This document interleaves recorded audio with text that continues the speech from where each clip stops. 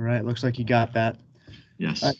Good morning, everyone. Thanks for participating in the call. My name is Blake DeRushi. I'm the 911 Program Manager for the state, and I'm with Iowa Department of Homeland Security and Emergency Management. We wanted to have this call for a couple reasons, but kind of before jumping right in, just wanted to provide a little background and history into what we're doing. Of course, we're all here kind of as part of the wireline 911 migration, and that's migrating the legacy wireline 911 traffic onto the next generation 911 network. It's been underway for a number of years now. The legislators gave us this mandate within Iowa Code 34A back in 2018, and we've kind of been working towards that since then. We'll get into technically how we're doing that as part of some of the opening comments. But one of the developments with the migration and cause for a lot of the confusion and concern really centers on automatic location information, ALI. That's the location information that comes with a 911 call. As we worked transitional steps with the legacy wireline 911 provider, they informed us that they no longer would provide ALI to the PSAPs once they no longer provided camera trunks to the PSAPs. So that meant that we needed to work with Comtech to stand up a new statewide ALI database. So it was definitely not our initial intent to change the way all of you provision your ALI data. Our hands were kind of forced a little bit into this greater project. So now that the project's underway, 15 out of the 113 PSAPs have migrated to the new network. We wanted to pause and acknowledge that there's still a lot of confusion with the entire effort. After the most recent 911 Council meeting, which was last week, Dave Duncan, Comtech, and I decided it would be a good idea to regroup a bit and hold this call. So we kind of see it as a question and answer period and a chance for everyone to be more on the same page with what is needed and what we're looking for. So one thing right off the bat, I know that there's a lot of questions surrounding 911 special access tariffs and ALI change expenses that normally or historically get billed to the PSAPs. When we started this project, it was our intent to identify and find all of the costs associated with delivering wireline calls and take those costs over from the PSAP as part of our contract with the network aggregator, which is the ICN. When we asked for that as part of our we did ask for that as part of our contract with the ICN. However, for whatever reason, those costs were not included. So I know there's a lot of questions about this topic, and I apologize that I don't have a lot of answers right now. I'm having active discussions with the Utilities Board, the FCC, but for now, I've encouraged the PSAPs to continue the status quo on those payments. So I'm happy to address any of those concerns offline or one-on-one after the call. But I just wanted to get that out front that it's not going to be very effective to talk about that here, but just because the lack of answers on that. So I really would like to focus on more of the technical migration and the ALI provisioning issues that we're seeing. So on the call today, we have a number of technical and project management folks from both ICN and Comtech who can answer those technical questions. And with that, I'll turn it back over to Bill Burnett with Comtech for some opening comments and a quick overview of how we're technically migrating the wireline traffic. Bill? Yep, thanks, Blake. Okay, so very, very high level on the technical side. You know, we have CenturyLink, which I just was informed a couple of days ago is now called Lumen. And I'm just going to refer to them as CenturyLink for the time being, in case people join late here. So CenturyLink, you know, selective router traffic, is the new path is going to the ICN aggregation point. And so CenturyLink/Lumen has been in the process of installing those circuits from the selective router points to the ICN aggregation points. About half of those are up. That's caused some delays in the initial schedule. You know, you may or may not be aware of that. We were initially, expecting to start turning up PSAPs live in May, and so that caused some initial delays. But that's a part of that traffic flow is new circuits going to the ICN aggregation point. ICN then, of course, aggregating that data and sending it to the Comtech data centers. and then our data centers distributing, the calls to the PSAPs. So again, that's a very, very high level. I am, I'll just pause there for any questions on that.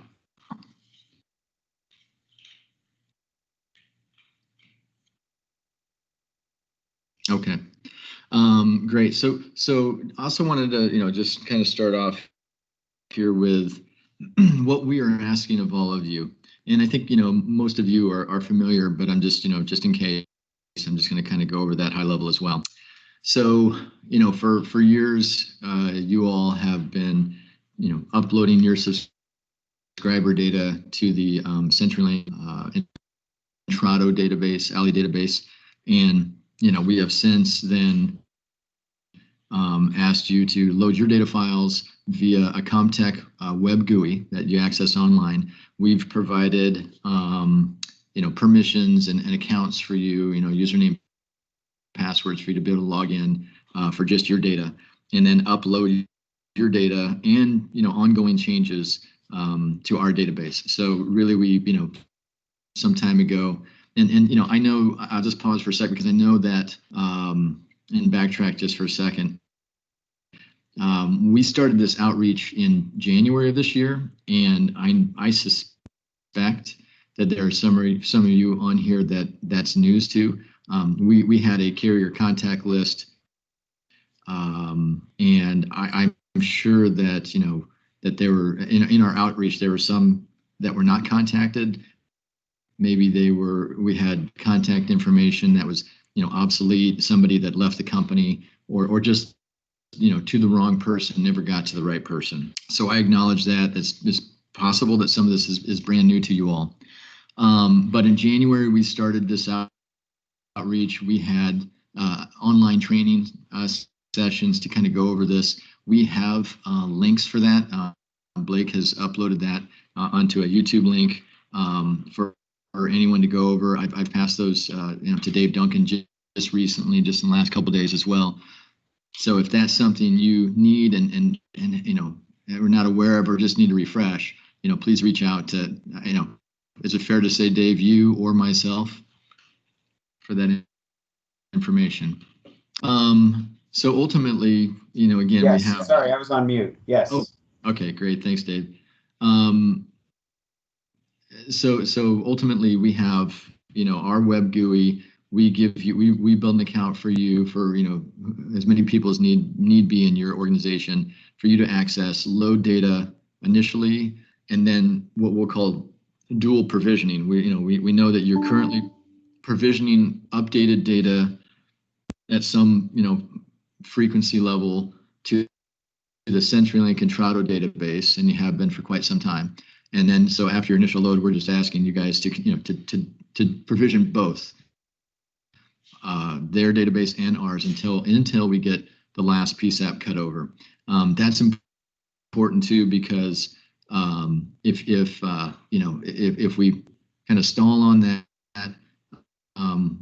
it can cause issues with call transfers from PSAP to PSAP. So until the last PSAPs are cut over.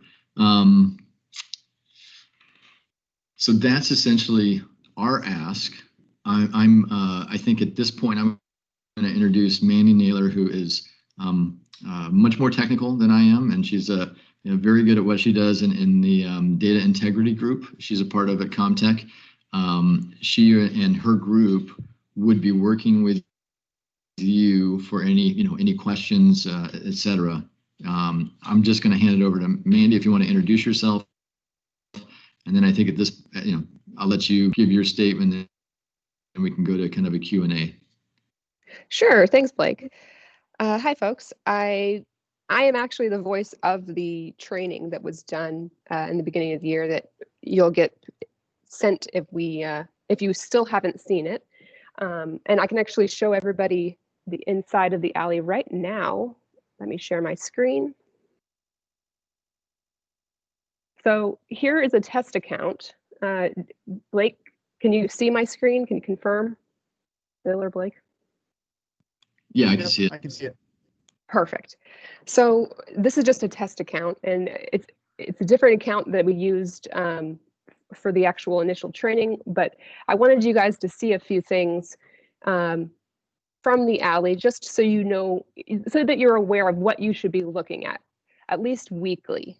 And we are sending out email notifications to folks if they haven't looked in the system for a while and there's something waiting for them. But we do that after 2 weeks that they've been sitting around. So it's good for you to go in here at least weekly and to check these areas. So the first one I want to show you is the ALI workflow, ANI ALI DR.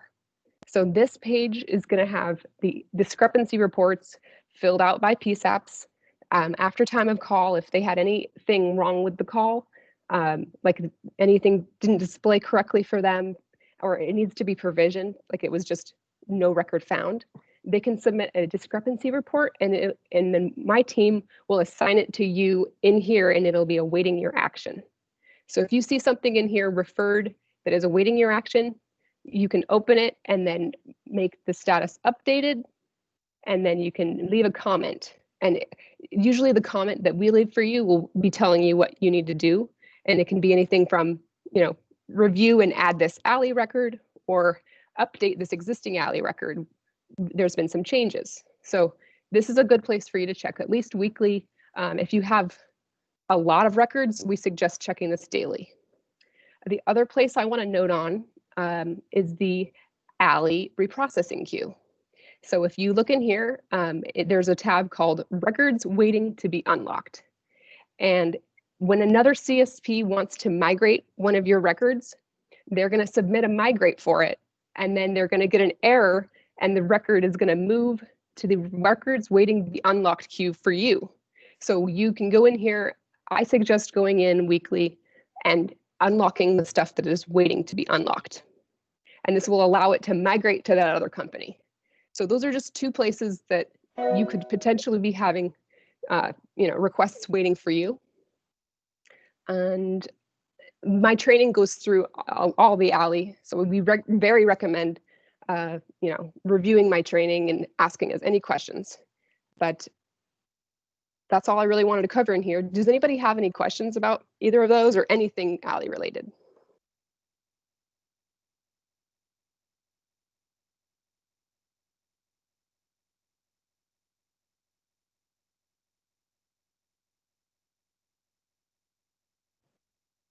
Mandy, normally are those discrepancy report and the log thing, is that normally emailed to the primary or to all the contacts? So we don't email about the reprocessing queue unless we receive an email from a carrier saying, hey, I've been trying to migrate something. I've been waiting a long time. So we don't have any email notifications for the reprocessing queue right now. And then for the discrepancy reports, after they've been sitting 2 weeks, we email either the main and backup that we have on file for you, or if you've specified who you want your notification to be sent to, we have a separate list we can use, and it can be sent to whoever you choose. So. Okay, thank you. Yeah. I have a question. Where do we find this training at that you do, Mandy? So I can, I think either Dave, this is Bill Burnett with Comtech, either Dave or Dave Duncan or myself can forward that to you. Let me, let's try to think the best way to do this. What I'd like to do is get your contact information. If you can enter your contact information into the chat, maybe Bill can grab it. There's a chat on this meeting. I can also post that training in the chat as well, so we can go both ways. Better. Let's do that, Blake, if you don't mind.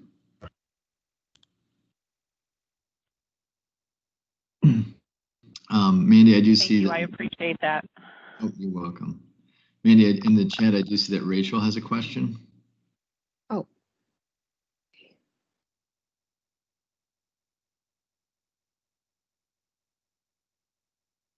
Can you explain when we are dual provisioning while the records will pass through Intrado with no errors, but typically will not pass through contact on and unlocks.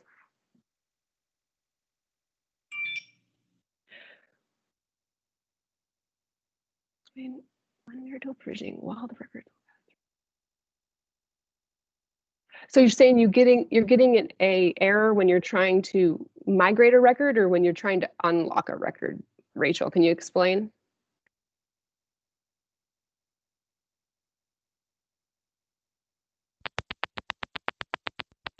I don't know if I get your question. Do you understand your question, Bill? I don't. I think Rachel was just trying to speak, and let's see. So dual processing records will pass through Intrado with no errors. So when they load the records to Intrado, there's no errors. But when they load them into our database, they will not go through, I believe. And it says typically on unlocks. I'm not sure what. Apologies, I'm not sure what unlocks refers to. Do you, Mandy? I think if you haven't initially loaded all your records, you will get errors. So you need to have them all loaded in the context system before you can load any unlocks or changes or updates. And I don't know if that answers your question, but I know that you will get an expected error for a migrate. So if you are trying to migrate someone else's record, you'll get the expected 863 error, which stands for migrate attempted on a locked telephone number. And then it will move to the reprocessing queue, like I was showing you for the other telco, and they'll just have to unlock it.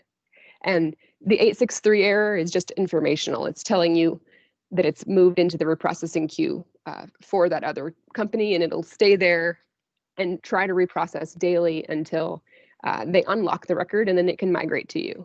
But if you're getting an error for trying to unlock something, it could be because the record doesn't exist already. You haven't loaded it in context system, and it's erroring because the record isn't loaded to be unlocked. So I'm not sure which error you're getting. If you want to send us an email separately, we can work with you and help you fix your errors. So our email is ng, or Bill has put my personal email in there, and our group email I'll add as well.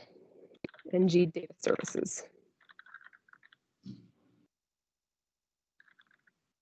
Any other questions? Hey. Mandy, can you hear me? Yes, go ahead. Yeah, I was just curious. Recently, we were notified by email that we had a number of discrepancies, and we later identified that the discrepancies were because apparently there was an old Intrado database that was being compared to the current Comtech database. So would those all have landed in that first screen that you showed us? Let's see the first screen. I believe not, Mandy, and correct me if I'm wrong. So what we did there, Dave, was late last week we got a record count by carrier from CenturyLink Intrado, which gave us kind of our first set of eyes into what was the number of records each carrier has in their legacy database, and then comparing it to what we have. And it was a manual comparison. So through like our web GUI here, our database, we have no eyes outside of our own database. So what Mandy was talking about earlier is independent of that. I'll let her elaborate on that. But just if I may just take a moment here, Mandy, because it was something I wanted to address anyway, is that yes, so we've done in the last several days this comparison of, and we don't know which records might be missing, but like, for example, the Intrado database for a carrier might say they have 1,000 records and we show, 400.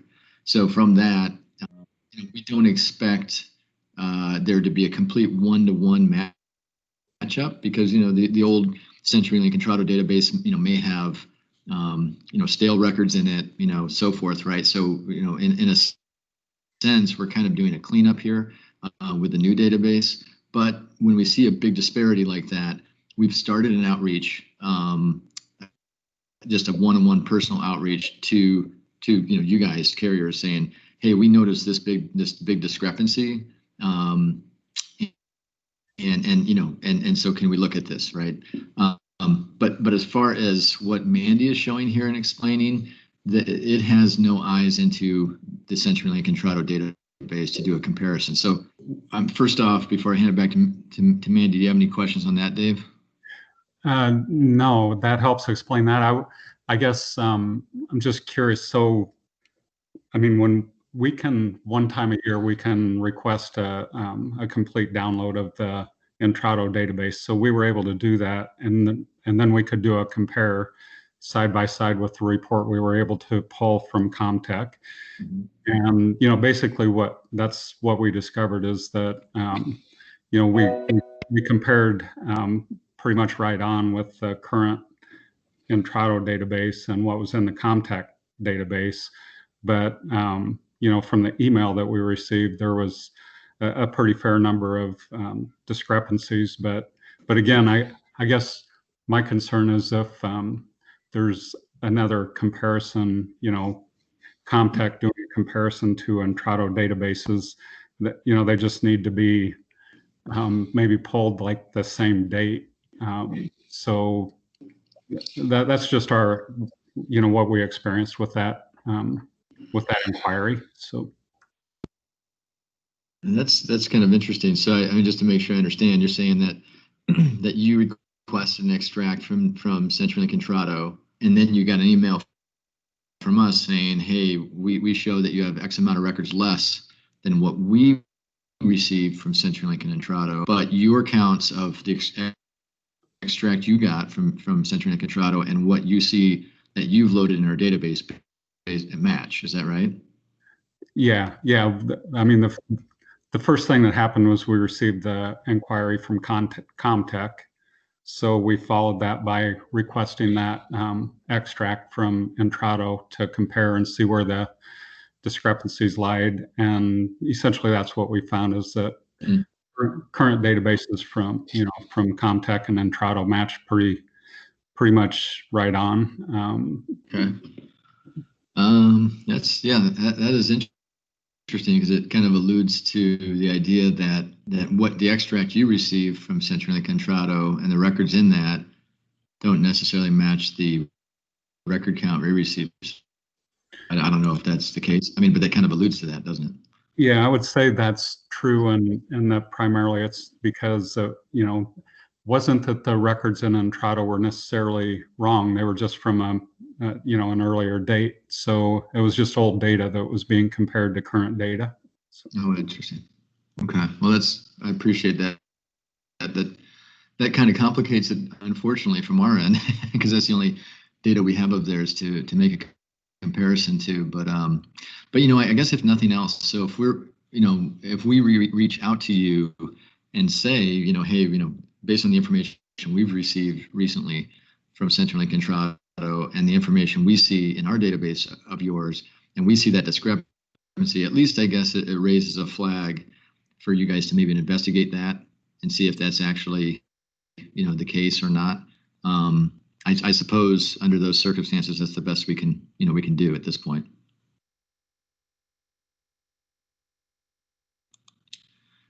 Mandy and Dave asked something about I guess it was one of the previous things that you looked at. He asked if it was a comparison to the CenturyLink Intrado database. Can you just maybe comment on that? I mean, I know it's not a comparison to any outside database, but can you kind of just comment as to what we're doing there? Okay. Yeah. So what I showed you before are just a few of the parts of the Comtech database that you might have requests waiting for you, and that you should be looking at, like at least weekly. I didn't show you very much. I know if you were to go to the ALI search page, you can see your records and you can download a full extract of what you have loaded in the Comtech database. And what I showed you was the workflow ALI DR page, so where PSAPs can send you discrepancy reports and you can make edits to your ALI records from the ALI search page when you get requests in here. And then you can also add new ALI records without loading a SoIA from the ALI search page by clicking New ALI I went to ALI search, and then you can click new ALI. You can create a new ALI record. If somebody submitted a discrepancy report to you, you can do it from here without loading an actual a SoIA record. So that works that way. And then the other thing I showed you was the reprocessing queue.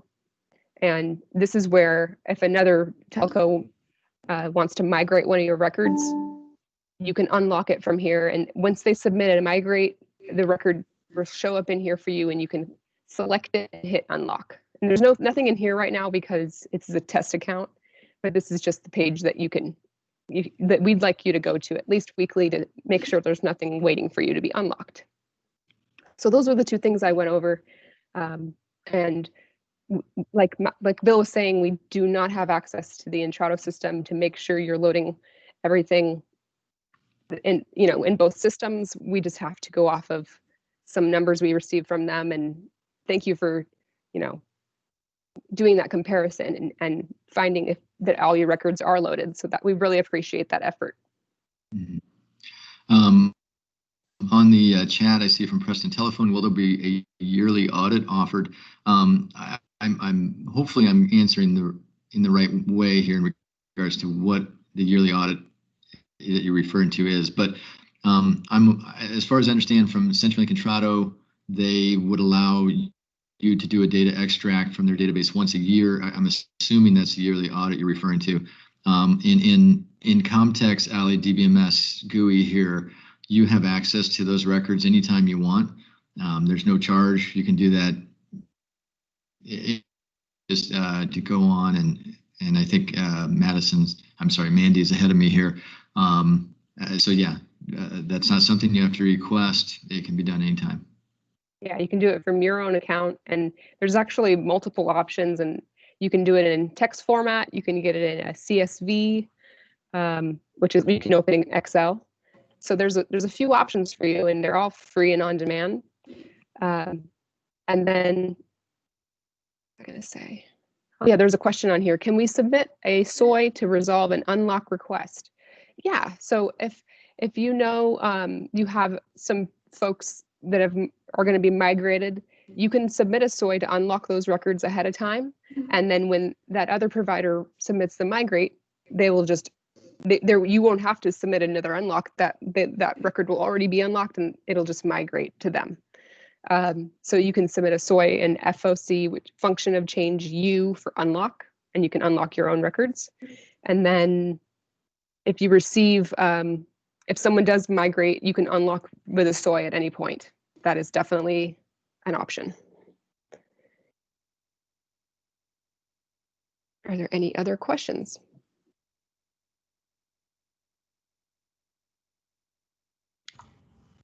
Bill, this is Dave Duncan again. Last week during the 911 Communications Council, there was some conversation about potentially identifying some companies that were not uploading their data files. Have you guys identified which companies are not uploading those, and can we help contact those folks? Yeah, absolutely, Dave.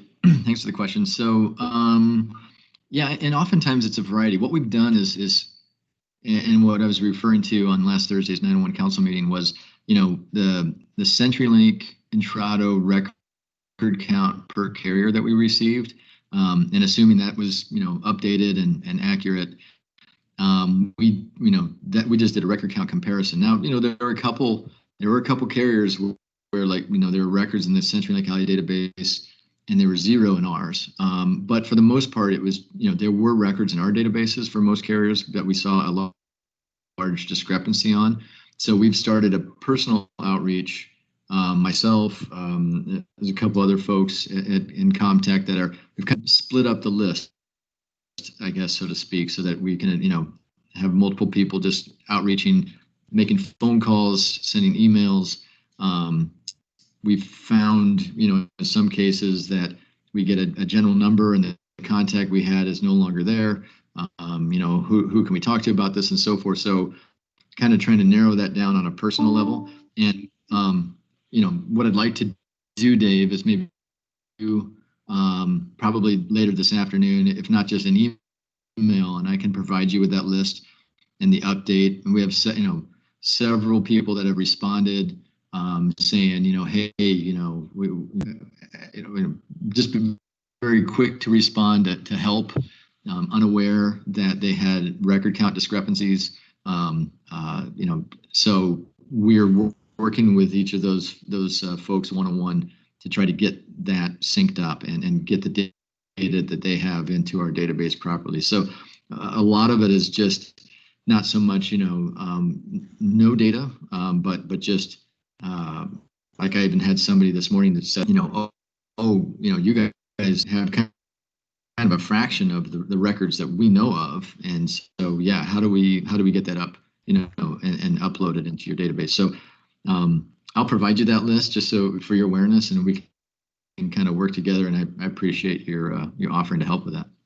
Thanks, because yeah, that would be my suspicion is that most companies are not refusing or simply not doing data migration, but they're probably unaware of any discrepancies. So that's right. Or in some cases, just like I said, our initial contact was with somebody that left the company 3 months ago, type thing, and so it just fell on deaf ears, right? But yes, so we're slowly we're pecking away at that. Mm-hmm.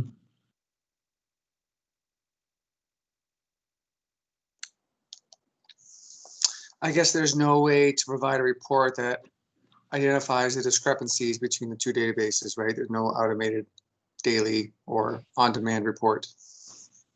No, there's not, because we only we don't have access to and by the two databases, I'm assuming you're referring to the Comtech and the Intrado CenturyLink database. Okay, yeah, we don't have access to the CenturyLink Intrado database. So we only have our database, and we just had this one snapshot that CenturyLink Intrado provided us last week. That wasn't, it was not the data itself. It was just a record count saying, hey, carrier XYZ has, 5,250 records in our database. And I think that's the only snapshot we're going to get. So yeah, there's correct. There's no way to do any real or further comparisons between the two databases. A cool place you can go into the ALI, I'm sharing my screen. If you go to the ALI staging table, and this is where you can fix your records without loading another SoI, and you can see the records that have received errors.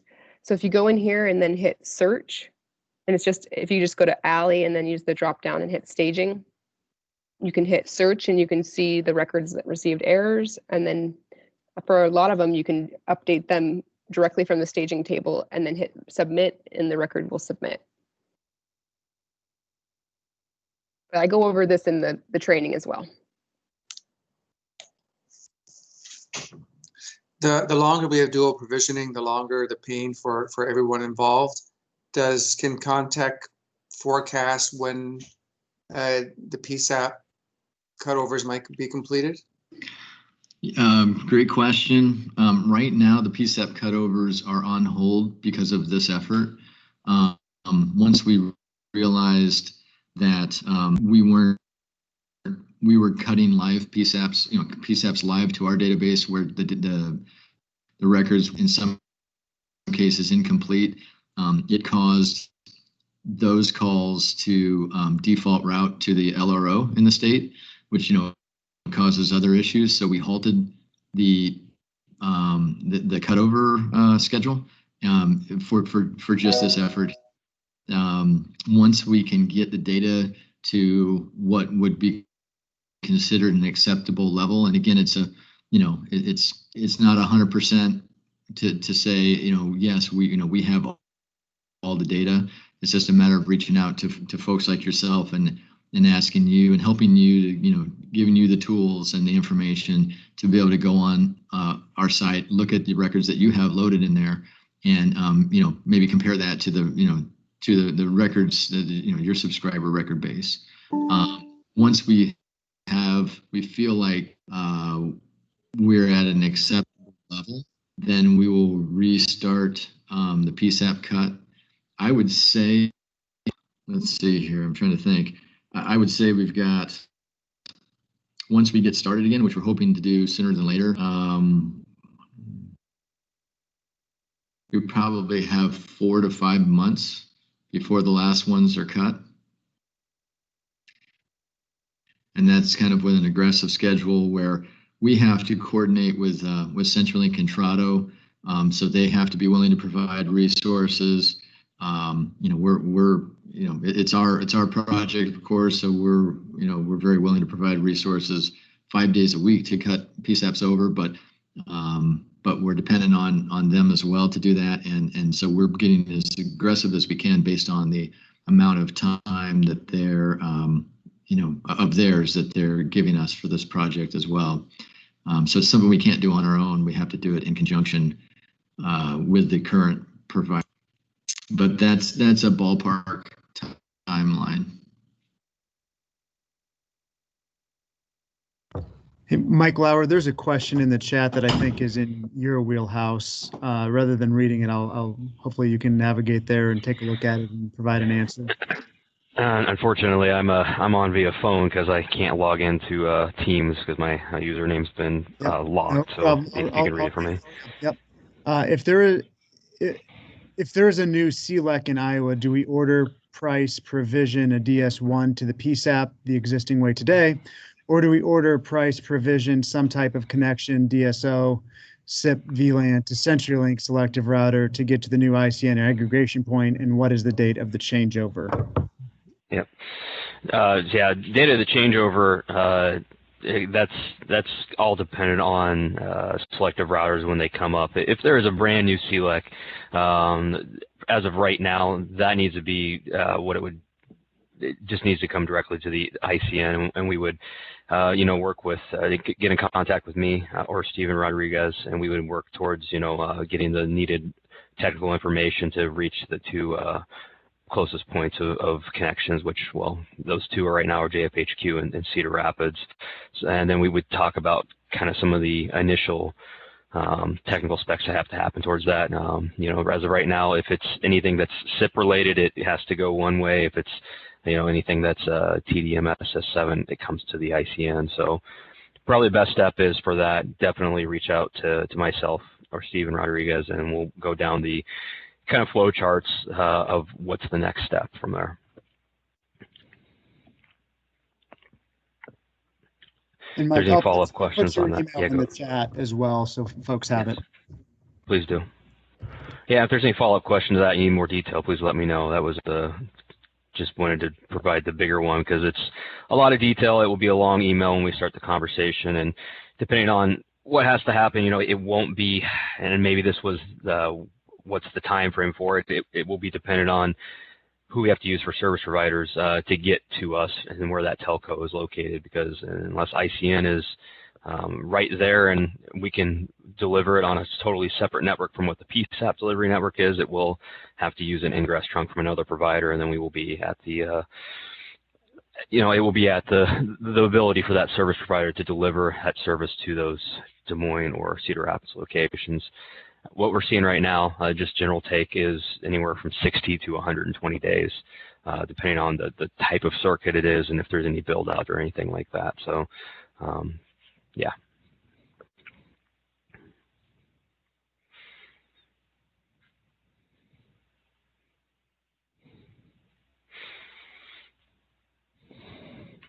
I saw a question in the chat. Blake, you answered it. What is LRO? Something I referred to, and it says, as Blake responded in the chat, last route option. In this case, it's currently a state radio DPS in Johnston. Any other questions?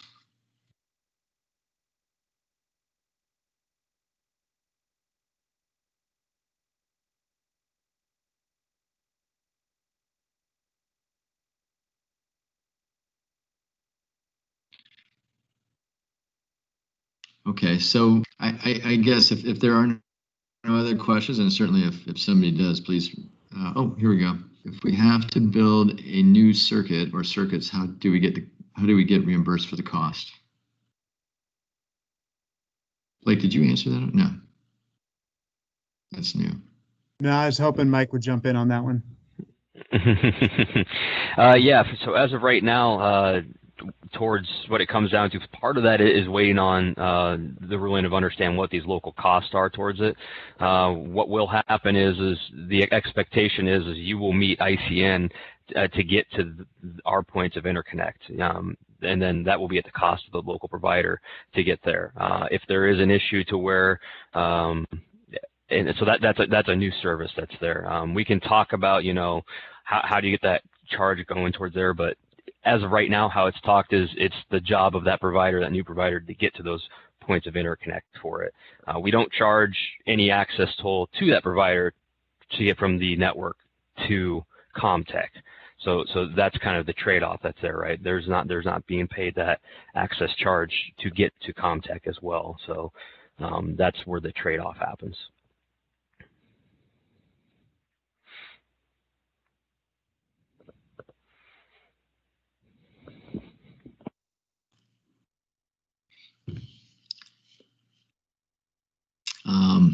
While we're waiting to see if there's any further questions, we have about 15 minutes left. So next steps, based on what Mandy was just showing you all, we just ask everybody to log into their, into the Comtech ALI web GUI. Take a look at some of the things that Mandy pointed out. If you don't have a login, please notify me and Mandy. Our emails are in the chat there, and we'll get you to the proper people to get you help with that. Also, we do have the recorded training from January. May reach out to Dave Duncan and/or myself for that link. I will provide this link to you, this recording, rather, Dave, to you, Dave Duncan, for you to be able to distribute as you feel necessary. But yeah, please just I would just request you log into your our Comtech ALI site today, tomorrow. Take a look at the record count there, see if that makes sense to you. And if if not, Mandy, I had a question and I'm not quite sure how to answer it. But if for example, I know, probably multiple cases, and one for sure, where somebody did log into their account and they said, oh, we show like 1,000 records, and we know we have much more than that. So we have the full extract that we can load in there. Do you know if that telco can just reload the entire data set, even though there's some existing records in there? Would they error out, or would it just say, oh, this already exists, I just won't add this one? Or do we need to wipe out the record set that's in there already for them to reload the entire set? Do you know that answer? Yeah. So the system has a autocorrection set up that will change anything that is submitted that already exists. It'll change it from function of change insert to function of change. So it'll just submit, and if there's no changes, the record will just load as a change, and then if there's nothing changed, nothing will happen. So you can reload everything with inserts, even if they're already in there, and then your file should not error out because of that. Okay, great.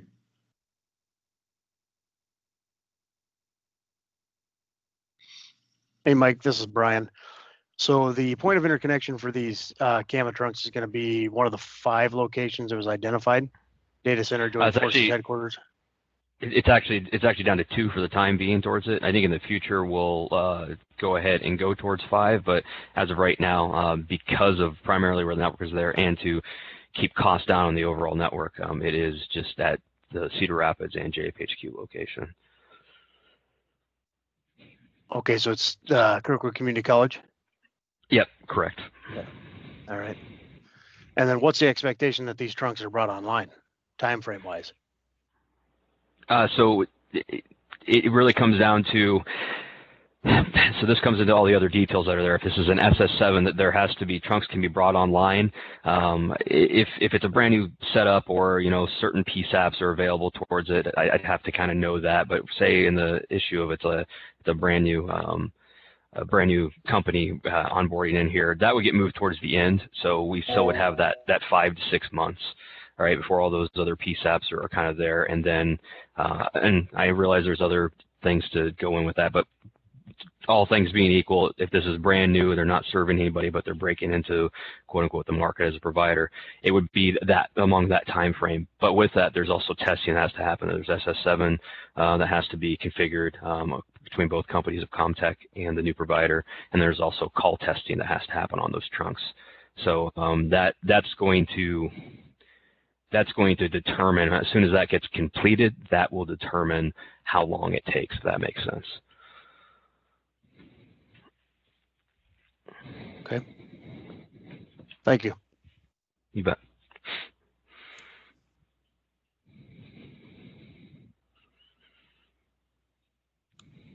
Hey, Dave, Duncan, I see in the chat at least 2 people have said requested to send them the recording from the previous training video. I don't have contact information. Jane and Michael, do you? Yeah, they'll have to send me, anybody who wants it can send it to me, but we're going to put it in our Friday newsletter that goes out to all of our members. But if specific people maybe don't get that newsletter, then go ahead and email me directly. Because we have more than one Jane in our members. Okay, thank you, Dave. We have 10 minutes left. Any other questions?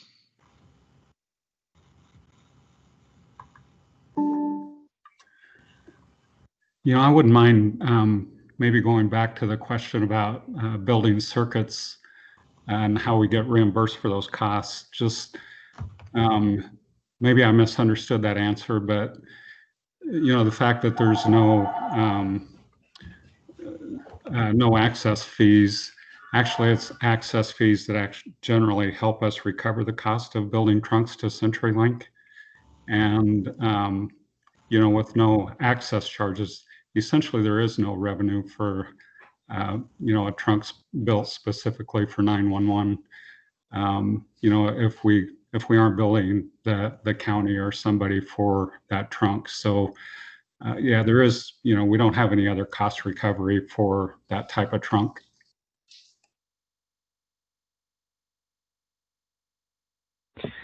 So I don't know if that question was going towards me at the ICN.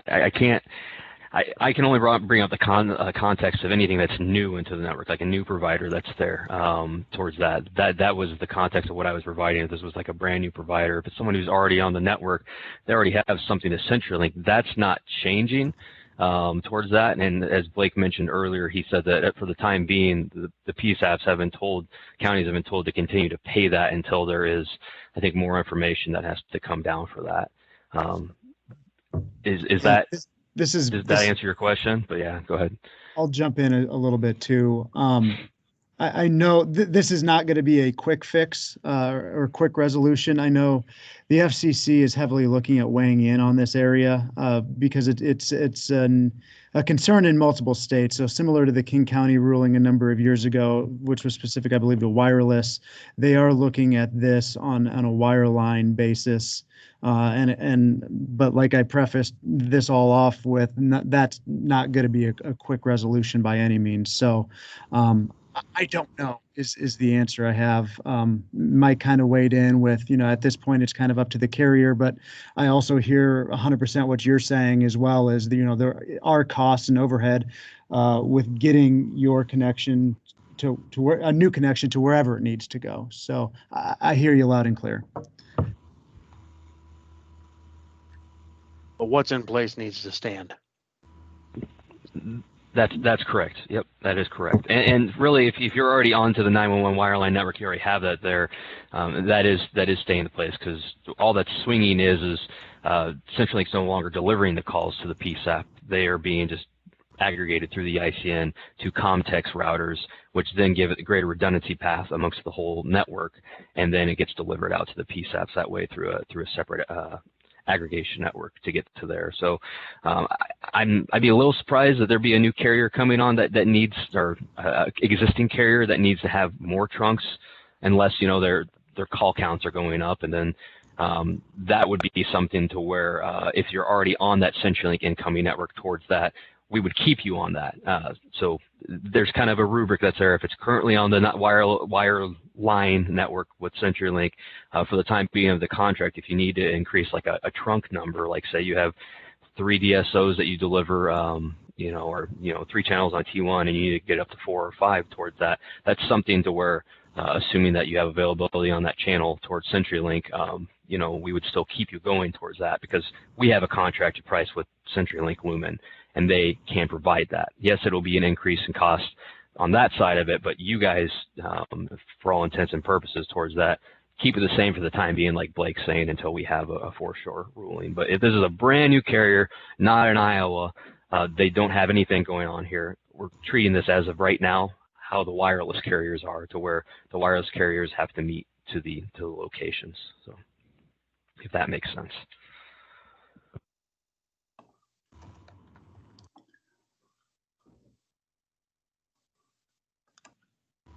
We have time for 1 or 2 more questions if we have any.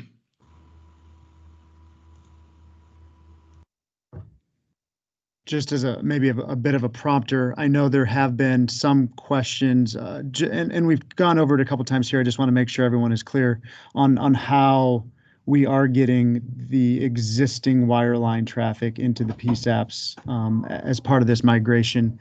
And just to reiterate and make sure there's no questions, there's really nothing you have to do from the telco perspective to do anything with that traffic. Obviously, we've talked about the ALI provisioning, but as far as the traffic itself, you're still delivering it to the selective routers. All the work and change is being done from the selective router forward to the PSAP and rearranging that path. So I just want to make sure there's no questions on that, and pause and see if there are, and make sure we've addressed that.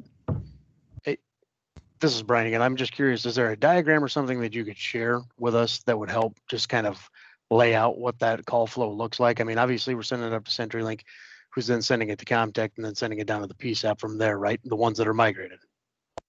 That's 100% right. Mike, do you have a diagram that we can share, or even if it's pretty basic, because I think that pretty much described it. Yeah, that describes it. I'd have to look and see here, and I won't be anything I might have to doctor it up and remove a bunch of other details just to keep it simple. But yeah, I can see what I have, and I'll send that to Blake and Bill to get sent out to the team. Because I guess what I'm looking at is the delivery mechanism from Comtech down to the PSAP different than what's in place today? I'm assuming it is. You're not using the existing trunks that are there. So they're using the existing wireless service that's there to the PSAP.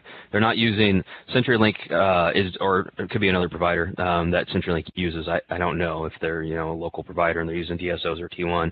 But for the most part, it's being cut off of that, and it's going on the existing wireless trunks that have been in place since around 2012, 2013. So that's what's happened, is it now gets delivered on the exact same network as the wireless, which gives it the redundancy capabilities that the wireline one did not have. So if we have trunks into the PSAP, it's safe to assume we could receive disconnects from the PSAP for those trunks if they've been migrated to Comtech. That's correct, but if you have trunks that you're delivering directly to the PSAP, you are probably one of 9 counties, and I was going to, after Blake talked, I was going to actually add into this. There are 9 counties we know of that have direct trunks from local providers.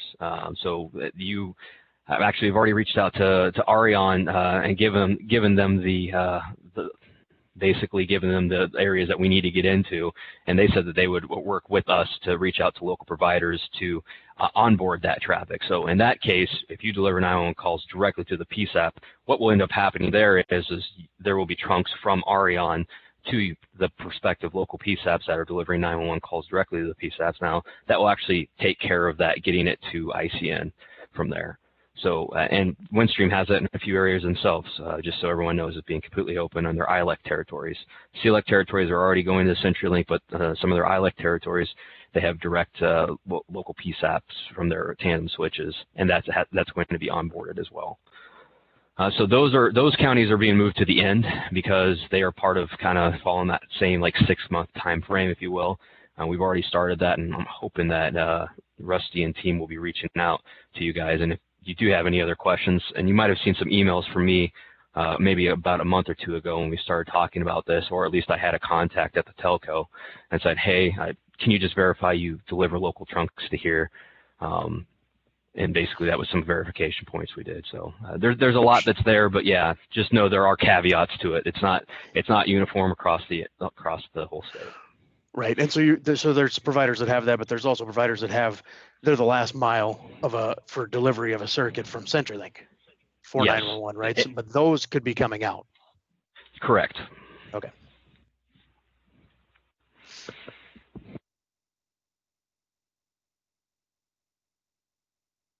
Thank you.